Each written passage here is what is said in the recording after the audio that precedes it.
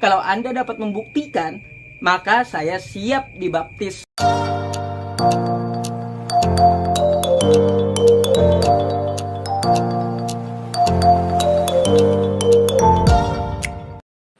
Halo teman-teman, berjumpa lagi dengan Brother Phil. Kembali kita akan menanggapi video dari Saudara Yusuf. Dan seperti janji saya akan menjawab tantangan kedua dari Saudara Yusuf.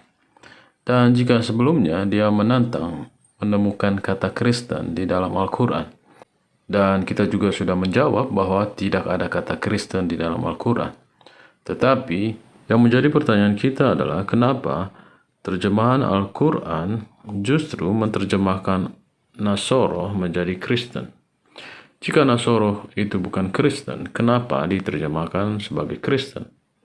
Dan juga salah satu tafsir yang dibaca oleh Saudara Yusuf sendiri menerjemahkan Nasoro sebagai Kristen. Dan seperti janji saya akan menanggapi tantangan dia yang kedua. Meskipun apapun jawaban kita tidak akan berguna bagi Saudara Yusuf. Dan pastinya Anda juga harus menunjukkan di Bible Anda sejak kapan Yesus merestui Kristen. Sejak kapan Yesus mengenal Kristen. Nah, silakan Anda jabarkan kepada saya. Kalau Anda dapat membuktikan, maka saya siap dibaptis. Oke teman-teman, itu adalah tantangan dari Saudara Yusuf. Dan tantangannya tadi adalah sejak kapan Yesus merestui Kristen dan sejak kapan Yesus mengenal Kristen. Kalau dilihat dari definisi kata Kristen yang artinya pengikut Kristus, dan jika pertanyaan Saudara Yusuf sejak kapan Yesus mengenal Kristen atau merestui Kristen, yaitu sejak dia memilih ke-12 rasulnya. Karena sesuai dengan definisi tersebut, Kristen artinya pengikut Kristus. Jadi, sejak kapan Yesus mengenal pengikut Kristus? Ya, sejak dia memilih ke-12 rasulnya. Kita bisa baca di dalam Lukas 6 ayat 13. Ketika hari siang, ia memanggil murid-muridnya kepadanya, lalu memilih dari antara mereka 12 orang yang disebutnya rasul. Jadi, ke-12 rasul inilah yang menjadi pengikut dari Yesus mula-mula. Dan jika Saudara Yusuf tadi bertanya, sejak kapan? Ya, sejak Yesus memilih ke-12 muridnya. Mungkin yang dimaksud oleh Saudara Yusuf adalah sejak kapan Yesus mengenal atau mengakui para pengikutnya di zaman sekarang, atau Kristen zaman sekarang. Mari kita buka Yohanes 17 ayat 20. Ini adalah perikop di mana Yesus mendoakan murid-muridnya.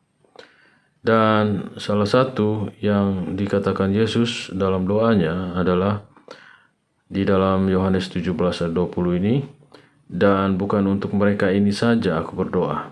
Artinya bukan cuma untuk murid-muridnya, tetapi juga untuk orang-orang yang percaya kepadaku oleh pemberitaan mereka.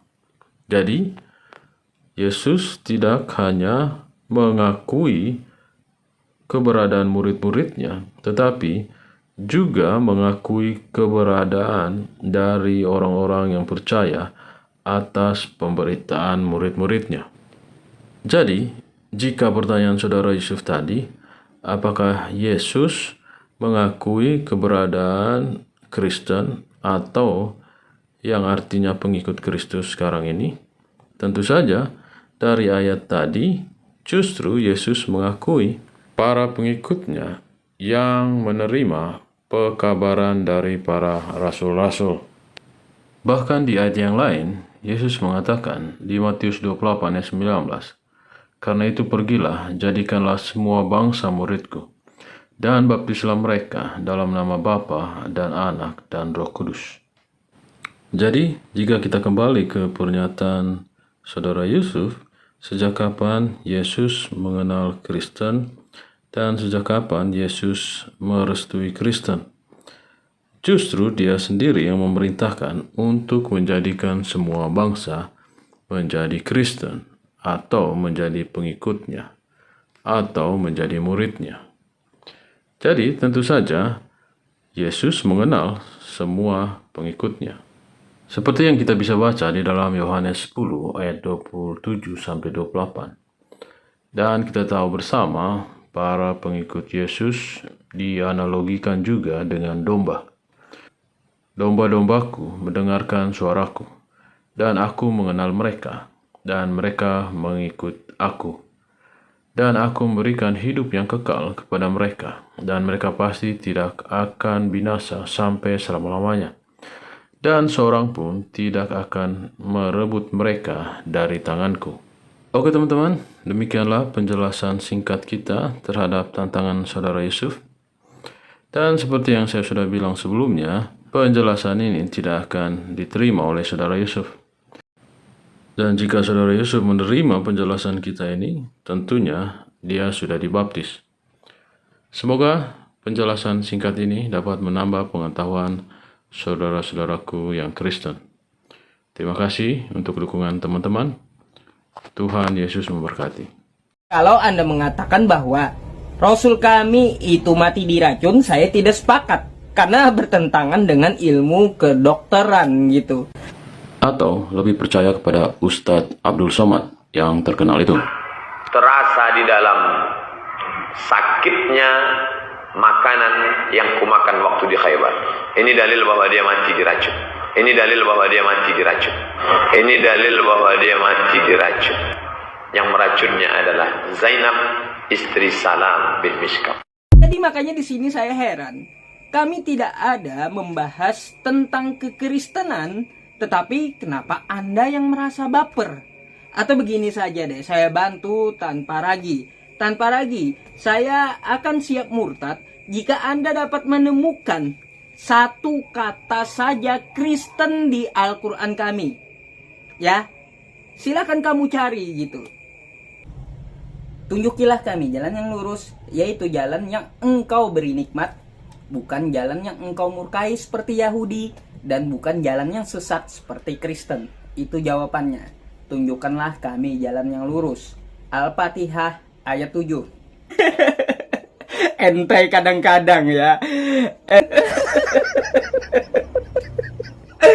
Aduh.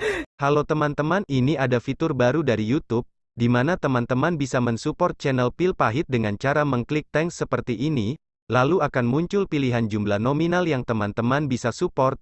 Setelah itu kirim, teman-teman bisa mengirim dengan berbagai aplikasi seperti yang ada di layar. Terima kasih untuk dukungan teman-teman.